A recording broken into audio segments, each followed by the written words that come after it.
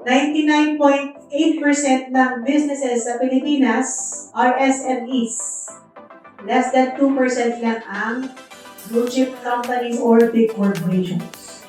So, ang totoong economy natin, SMEs.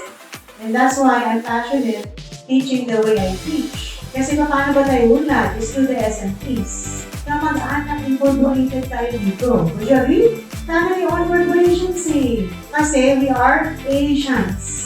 Do not ever forget that. Meron tayong special reference to older people, reference to seniority. Pwede mas may alam ka. Pero mas nauna siya eh. Tingnan mo yung kultura. Baka hindi meritocracy. Akala mo meritocracy ha. Yung galing mo. Pero seniority ang basis.